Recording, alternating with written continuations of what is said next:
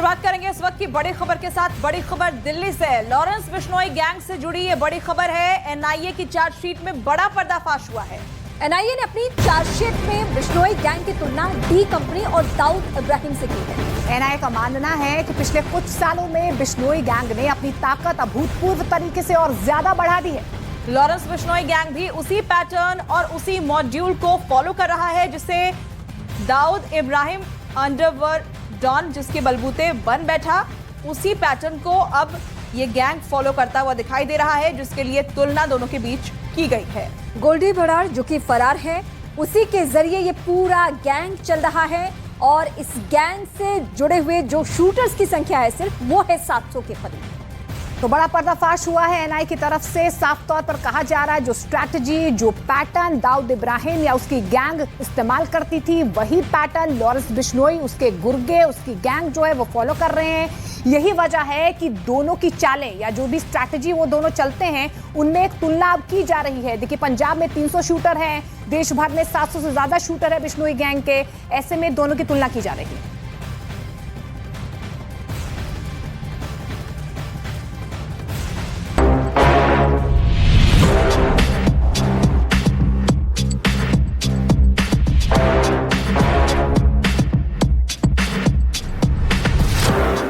भारत में पैदा हो रहा है नया दाऊद इब्राहिम।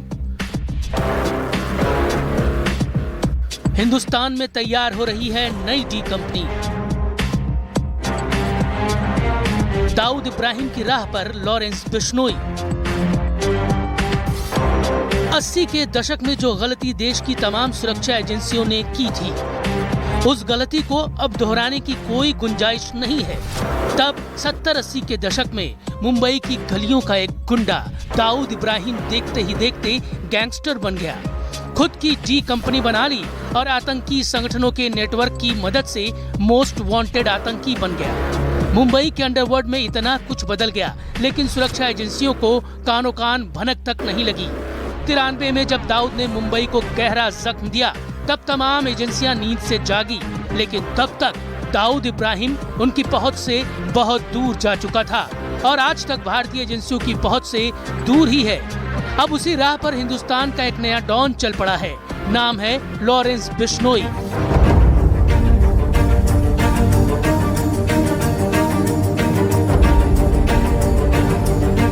लॉरेंस बिश्नोई भले ही दाऊद के नक्शे कदम पर चल पड़ा हो, लेकिन उसकी हसरतें, उसके मंसूबे और उसकी हर चाल को हिंदुस्तान की एक जांच एजेंसी बखूबी समझ चुकी है। नाम है एनआईए यानी national investigation agency.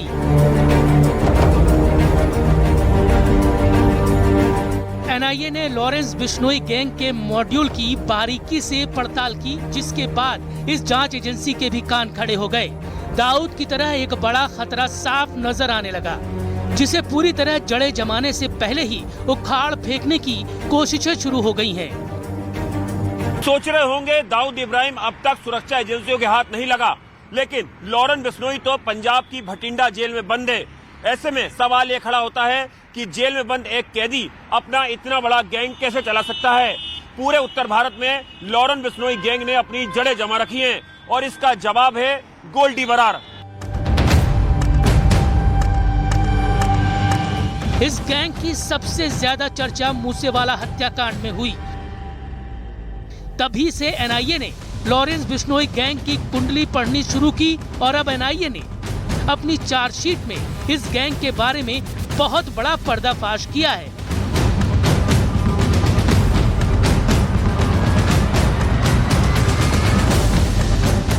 Gangster terror case में एनआईए ने जो हाल ही में अपनी चार्जशीट दाखिल की है, उसमें खुलासा किया है कि कैसे Lawrence Bishnoi crime syndicate, Lawrence Bishnoi terror syndicate पूरे उत्तर भारत में अपने पैर पसार चुका है। ठीक वैसे ही जैसे 90 के दशक में दाऊद इब्राहिम ने छोटे मोटे अपराध कर अपनी डी कंपनी तैयार की। उस दौरान उसने एक्सटॉर्शन, जबरन उगाई, ड्रग्स और स्मगलिंग के धंधे से डी कंपनी को खड़ा किया। उसी तर्ज पर आज लॉरेंस बिश्नोई का जो क्राइम सिंडिकेट है वो पूरे भारत में फैल चुका है। डी कंपनी आज भी भारत के लिए नासूर बनी हुई है। दाऊद इब्राहिम और उसकी डी कंपनी की तरह ही बिश्नोई गैंग ने भी छोटे मोटे अपराध से ही जरायम की दुनिया में खून से अपने हाथ रंगे। उसके बाद लॉरेंस बिश्नोई की हसरतें बढ़ती गईं। उसने जल्द ही खुद का अपना गैंग खड़ा कर लिया, जिसका नाम रखा लॉरेंस बिश्नोई गैंग। एनआईए के मुताबिक कभी बिश्नोई का गैंग सिर्फ पंजाब तक सीमित था, लेकिन उसने अपने शातिर दिमाग और अपने करीबी गोल्डी बराड़ के साथ मिलकर आज समूचे नॉर्थ इंडिया में अपने गैंग की जड़ें जमा ली है। लॉरेंस बिश्नोई का नेटवर्क पंजाब, हरियाणा, दिल्ली, राजस्थान, उत्तर प्रदेश, महाराष्ट्र और झारखंड तक पहुंच चुका है। इन दिनों लॉरेंस बिश्नोई पंजाब की भटिंडा जेल में बंद है, लेकिन उसका करीबी दोस्त और भारत से लेकर कनाडा तक मोस्ट वांटेड सतविंदर सिंह उर्फ गोल्डी बराड़ उसका गैंग ऑपरेट कर रहा है। आज बिश्नोई गैंग में 700 से ज्यादा शूटर हैं, जिनमें से 300 शूटर पंजाब से जुड़े हैं। गोल्डी बराड़ ने लॉरेंस बिश्नोई को सोशल मीडिया पर अपराधियों के बीच हीरो बनाया। उसकी पेशी पर आते जाते वीडियो बनाकर सोशल मीडिया प्लेटफॉर्म पर अपलोड किए गए। इस तरह से अंडरवर्ल्ड में लॉरेंस गैंग का खूब प्रचार प्रसार किया गया। इस गैंग का स्लोगन है जय बलकारी। बिश्नोई गैंग ने साल 2020-21 तक करोड़ों रुपए एक्सटॉर्शन के जरिए कमाए और वो पैसा हवाला के जरिए गोल्डी बराड़ को कनाडा भेजा, जहां से वो हथियारों की खेप भारत में लॉरेंस बिश्नोई गैंग को डिलीवर करता रहा। एनआईए ने लॉरेंस गैंग के पूरे मॉड्यूल का पर्दाफाश कर दिया और ये भी पता लगा लिया है कि ये गैंग कैसे युवाओं को बरगलाकर उनके हाथों में पिस्तौल थमाता है और अपराधी बनाकर अपने गैंग में शामिल कर लेता है। एनआईए के मुताबिक Lawrence Bishnoi gang social media और अलग अलग पैतरों से देश के नौजवानों को अपने गैंग में शामिल कर रहा है, खासतौर पर पंजाब। जी हां, पंजाब के नौजवानों में विदेश जाने का क्रेज बढ़ रहा है और इसी का फायदा लॉरेंस बिश्नोई क्राइम सिंडिकेट उठा रहा है और उन्हें कनाडा और कई दूसरे देशों को भेजने के नाम पर अपने गैंग में रिक्रूट कर रहा है। एनआईए के मुताबिक पाकिस्तान में बैठा खालिस्तान का आतंकी हरविंदर सिंह रिंदा बिश्नोई गैंग के शूटरों का इस्तेमाल पंजाब में टारगेट किलिंग और आपराधिक गतिविधियों को अंजाम दिलवाने में करता है। एनआईए ने कुछ दिनों पहले ही लॉरेंस बिश्नोई, गोल्डी बराड़ समेत कुल 16 गैंगस्टरों के खिलाफ चार्जशीट दाखिल की थी, जिसमें ये बड़ा पर्दाफाश हुआ है।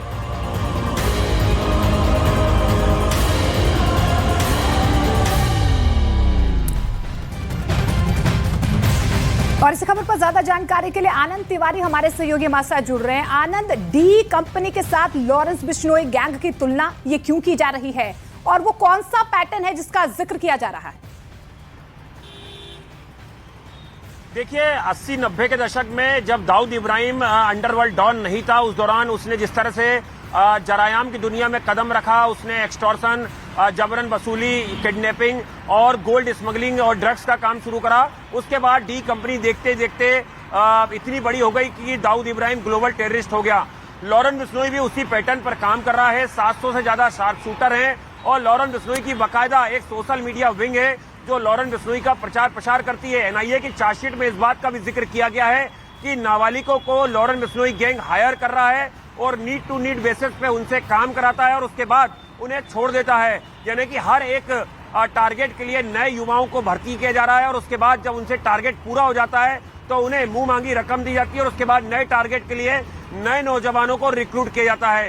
ये लॉरेंस बिश्नोई क्राइम कंपनी देखते ही देखते पंजाब से अब पूरे हिंदुस्तान के कई राज्यों तक फैल चुकी है। यही वजह है कि एनआईए की चार्जशीट में कई संवेदनशील चीजों का खुलासा किया गया है और न्यूज 18 इंडिया ने भी लॉरेंस बिश्नोई का कबूलनामा कुछ दिन पहले दिखाया था। उसमें उसने बताया था कि किस तरह से वो उगाही के पैसे से हथियार खरीद रहा है और इन हथियारों का इस्तेमाल बड़े टारगेट किलिंग में किया जा रहा है। ठीक है आनंद, एक बार फिर से हम आपका रुख करेंगे और बड़ी खबर पे हम नजर डालेंगे। तो लॉरेंस बिश्नोई गैंग में 4 बड़े ही कुख्यात गैंगस्टर शामिल है। इनकी पहचान किस बात को लेकर है, ये डिटेल हम आपको बताएंगे इस वक्त। बिल्कुल, लगातार हम आपको ग्राफिकली बताने की कोशिश करेंगे कि अपने अपने इलाकों में किस तरीके का प्रभाव इन गैंगस्टर्स का रहा है और इनके इशारे पर किस तरीके से दहशत फैलाने की कोशिश की जाती है। ग्राफिकली आपको एक एक करके वो नाम भी हम समझाने की कोशिश करेंगे कि आखिर वो 4 ऐसे बड़े चेहरे कौन से हैं। देखिए, पहला नाम सतेंद्रजीत सिंह उर्फ गोल्डी बराड़, ये पहला नाम है। उम्र है 29 साल। पेशा इसका आतंकवादी और गैंगस्टर के तौर पर यह जाना जाता है। ठिकाना इसका कनाडा में है, कनाडा में छिपा बैठा है, स्टेटस इसका वांटेड है, यानी इसकी खोज की जा रही है, ये वांटेड है। मास्टरमाइंड वही है, लेकिन लॉरेंस बिश्नोई जो कि भारत में रह के उत्पात मचाने की कोशिश करता है, इसकी उम्र 31 साल है और पेशा आतंकवादी गतिविधियों में शामिल होना, गैंगस्टर, और अभी अरेस्ट है, यानी ये तिहाड़ जेल में बंद है। देखिए ये अगला चेहरा है जिसका नाम है संदीप उर्फ काला जठेड़ी। 38 साल इसकी उम्र है, आतंकवादी, गैंगस्टर। देखिए अरेस्ट है, लेकिन फिर भी दहशत फैलाने में ये तमाम चेहरे आगे हैं बिश्नोई गैंग के। और चौथे नाम का भी हम जिक्र कर लेते हैं, जगदीप सिंह उर्फ जग्गू भगवानपुरिया। उम्र इसकी 32 साल है, पेशा आतंकवादी, गैंगस्टर के तौर पर ये जाना जाता है। स्टेटस इसका ये है कि ये अरेस्टेड है, अभी पुलिस की गिरफ्त में है। तो ये चार वो चेहरे हैं जो बिश्नोई गैंग के प्रमुख चेहरे हैं और बिश्नोई गैंग के लिए ये काम करते हैं। और आपको बता दें कि इसी बात को लेकर चार्जशीट में खुलासा भी किया गया है कि जो ये पैटर्न फॉलो करते हैं, दरअसल वो पैटर्न जो है वो डी कंपनी से मिलता है। आनंद का एक बार फिर से हम रुख करते हैं। आनंद, अब चूंकि एनआईए की चार्जशीट के जरिए बहुत बड़ी बातें हम सबको पता चल रही है कि इनका पूरा मकसद क्या है, कोशिश क्या है और किस तरीके से ये डी कंपनी के पैटर्न पे आगे बढ़ रहे हैं। अब जो एनआईए की टीम है वो किस तरीके से सक्रिय है, क्या पहली कोशिश उसकी है कि गोल्डी बरार गिरफ्त में आए? जी देखिए, बिल्कुल गोल्डी बरार पर शिकंजा कसना शुरू हो चुका है। कनाडा की एजेंसियों ने उसे वांटेड घोषित कर दिया है। उसने वहां पर पॉलिटिकल असाइलम यानी राजनीतिक शरण के लिए भी अपील लगाई थी, लेकिन वो उसकी मांग को ठुकरा दिया गया। भारत सरकार लगातार एमईए के जरिए पंजाब पुलिस लॉरेंस बिश्नोई के तमाम डोजियर और दस्तावेज जो है वो पहले ही जानकारी आ चुकी कि एफबीआई को सौंप चुकी थी। देखना होगा कि किस तरह से पहले जो लॉरेंस बिश्नोई कैलिफोर्निया और कनाडा लगातार अपनी मूवमेंट बदल रहा है, उसे कब तक भारत लाया जाएगा।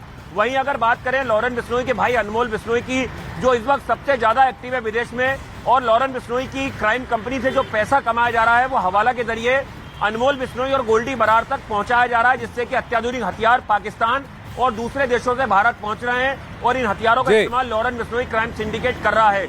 यही वजह है कि तमाम एजेंसियां लॉरेंस बिश्नोई और उसके एसोसिएट पर पैनी नजर बनाए हुए हैं। बात हो जनता की या मौसम हो चुनाव का, मुद्दा हो देश का या दुश्मन पर प्रहार का, हर खबर की होगी मुकम्मल पड़ताल। मांगेंगे सबसे जवाब, उठाएंगे हर सवाल। खबर के हर पहलू पर बजेगा नगाड़ा, क्योंकि यह है जनता का अखाड़ा। नमस्कार, मैं हूं आनंद नरसिम्हन।